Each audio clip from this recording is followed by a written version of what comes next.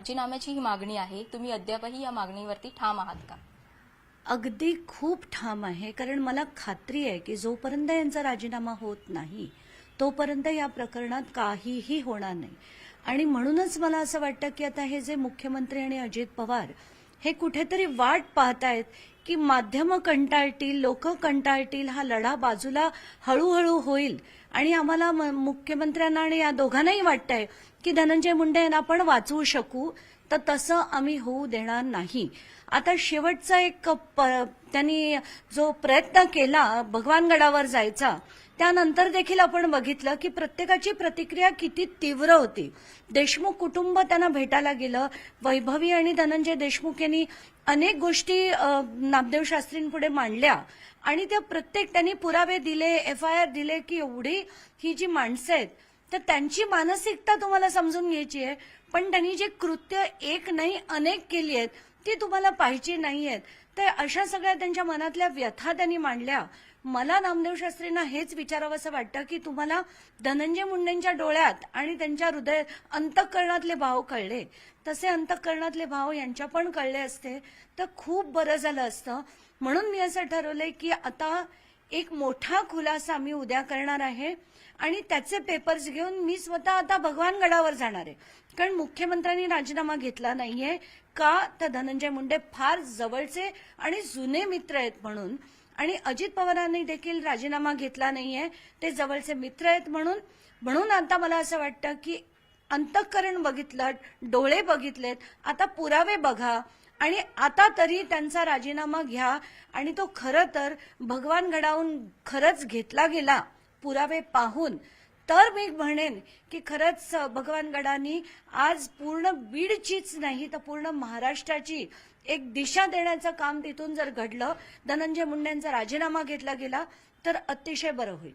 Madam, तुम्ही उल्लेख केला की तुम्ही स्वतः ते सर्व पुरावे घेऊन भगवानगडावरती जाणार आहात, तर ते कधी जाणार आहात भगवानगडावरती सर्व पुरावे घेऊन? मी बहुतेक गुरुवारी किंवा शुक्रवारी बीडला जाऊन भगवानगडावर जाणार आहे. खरं तर कधीपासून माझ्या मनात होतं तिथे जाऊन एकदा नमस्कार करायचा, पण मला असं वाटतं की आता मी नमस्कार देखील करेन आणि नामदेव शास्त्रींना हे पुरावे देखील देईन. कारण जर आता उद्याच्या माझ्या प्रेस कॉन्फरन्स नंतर जर राजीनामा मुख्यमंत्र्यांनी घेतला नाही तर मात्र मी तिथे जाऊन भगवानगडांनी तो राजीनामा घ्यावा अशी मागणी करेन.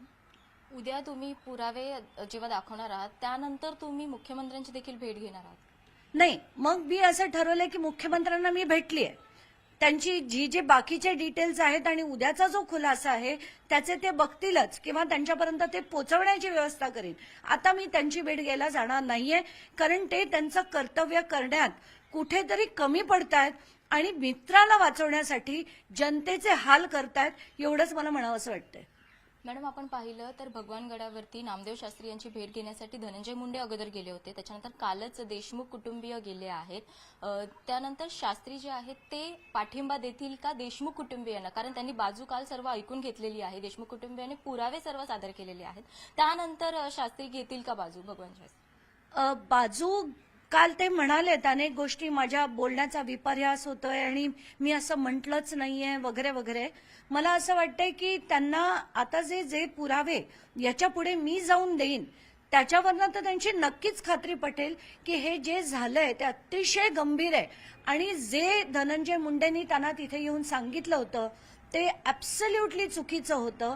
आणि त्याच्यातला खरा जो धनंजय मुंडे काय आहेत, त्यांच्या दहशतीची, त्यांच्या भ्रष्टाचाराची, त्यांच्या पुराव्यांची सगळी मांडणी मी त्यांच्या पुढे करणार आहे.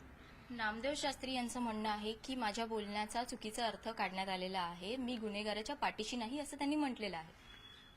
मला असं वाटतं की जे बोलले ते सगळ्या महाराष्ट्राने ऐकलं आणि अतिशय विनम्रतेने मी पुन्हा एकदा त्यांना सांगते की धनंजय मुंडे यांनीच वाल्मिक कराड, कैलाश फड, गोटू गित्ते या सगळ्या माणसांना मोठं केलंय आणि पदोपदी त्यांची पाठराखण केली आहे, पदोपदी त्यांना कारवाईमधनं वाचवलंय आणि म्हणूनच ही दहशत जी आहे ती मोठ्या प्रमाणावर झाली. हा त्यातला भाग नंबर 1. भाग नंबर 2 की त्यांच्या शासकीय बंगल्यामध्ये 19 जून रोजी अवादाच्या कर्मचाऱ्यांना बोलवलं गेलं होतं. ह्याचा अर्थ धनंजय मुंडे हे त्यातला एक भाग देखील आहेत आणि खरं तर मकोकाची मागणी ही नामदेव शास्त्रींनी करायला हवी होती. कारण जर शासकीय बंगल्यामधून ही खंडणी मागितली गेली होती याचा अर्थ ते त्यातला एक हिस्सा देखील आहेत आणि मे बी त्यांनी खून केला नसेल पण हा सगळा त्यातलाच एक भाग आहे आणि मकोकाच्या अंतर्गत त्यांच्यावर कारवाई झाली पाहिजे. म्हणून आता तरी भगवान गडानी त्यांचा राजीनामा घ्यावा. मॅडम, उद्या जे तुम्ही पुरावे सादर करणार आहात ते फक्त धनंजय मुंडे यांच्याच संदर्भात आहेत की आणखी कोणाच्या संदर्भात आहेत ते? मला असं वाटतं ते आपण उद्या जाहीर करूया. अतिशय गंभीर अशा स्वरूपाचे आहेत आणि कशी ही आपली पूर्ण यंत्रणा सडलेली आहे, सगळे अधिकारी कसे सडलेले आहेत ते सगळं तुम्हाला उद्याच्या पत्रकार परिषदेत दिसेल. तुम्ही जी मागणी करत आहात मंत्री धनंजय मुंडे यांच्या राजीनाम्याची ही मागणी आहे, तुम्ही अद्यापही या मागणीवरती ठाम आहात का? अगदी खूप ठाम आहे. कारण मला खात्री आहे की जोपर्यंत यांचा राजीनामा होत नाही तोपर्यंत या प्रकरणात काहीही होणार नाही. आणि म्हणूनच मला असं वाटतं की आता हे जे मुख्यमंत्री आणि अजित पवार हे कुठेतरी वाट पाहतायत की माध्यमं कंटाळतील, लोक कंटाळतील, हा लढा बाजूला हळूहळू होईल आणि आम्हाला मुख्यमंत्र्यांना आणि या दोघांनाही वाटतंय की धनंजय मुंडे यांना आपण वाचवू शकू, तर तसं आम्ही होऊ देणार नाही. आता शेवटचा एक त्यांनी जो प्रयत्न केला भगवानगडावर जायचा त्यानंतर देखील आपण बघितलं की प्रत्येकाची प्रतिक्रिया किती तीव्र होती. देशमुख कुटुंब त्यांना भेटायला गेलं. वैभवी आणि धनंजय देशमुख यांनी अनेक गोष्टी नामदेव शास्त्रींपुढे मांडल्या आणि त्या प्रत्येक त्यांनी पुरावे दिले, FIR दिले की एवढी ही जी माणसं आहेत तर त्यांची मानसिकता तुम्हाला समजून घ्यायची आहे. पण त्यांनी जे कृत्य एक नाही अनेक केली आहेत ती तुम्हाला पाहिजे नाहीयेत. तर अशा सगळ्या त्यांच्या मनातल्या व्यथा त्यांनी मांडल्या.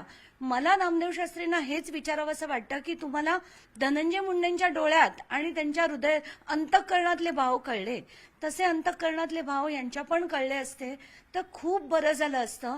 म्हणून मी असं ठरवलंय की आता एक मोठा खुलासा मी उद्या करणार आहे आणि त्याचे पेपर्स घेऊन मी स्वतः आता भगवानगडावर जाणार आहे. कारण मुख्यमंत्र्यांनी राजीनामा घेतला नाहीये का तर धनंजय मुंडे फार जवळचे आणि जुने मित्र आहेत म्हणून, आणि अजित पवारांनी देखील राजीनामा घेतला नाहीये, ते जवळचे मित्र आहेत म्हणून आता मला असं वाटतं की अंतःकरण बघितलं, डोळे बघितलेत, आता पुरावे बघा आणि आता तरी त्यांचा राजीनामा घ्या. आणि तो खरं तर भगवानगडाहून खरंच घेतला गेला पुरावे पाहून तर मी म्हणेन की खरंच भगवानगडानी आज पूर्ण बीडचीच नाही तर पूर्ण महाराष्ट्राची एक दिशा देण्याचं काम तिथून जर घडलं, धनंजय मुंडेंचा राजीनामा घेतला गेला तर अतिशय बरं होईल. मॅडम, तुम्ही उल्लेख केला की तुम्ही स्वतः ते सर्व पुरावे घेऊन भगवानगडावरती जाणार आहात, तर ते कधी जाणार आहात भगवानगडावरती सर्व पुरावे घेऊन? मी बहुतेक गुरुवारी किंवा शुक्रवारी बीडला जाऊन भगवानगडावर जाणार आहे. खरं तर कधीपासून माझ्या मनात होतं तिथे जाऊन एकदा नमस्कार करायचा, पण मला असं वाटतं की आता मी नमस्कार देखील करेन आणि नामदेव शास्त्रींना हे पुरावे देखील देईन. कारण जर आता उद्याच्या माझ्या प्रेस कॉन्फरन्स नंतर जर राजीनामा मुख्यमंत्र्यांनी घेतला नाही तर मात्र मी तिथे जाऊन भगवानगडानी तो राजीनामा घ्यावा अशी मागणी करेन. उद्या तुम्ही पुरावे जेव्हा दाखवणार आहात त्यानंतर तुम्ही मुख्यमंत्र्यांची देखील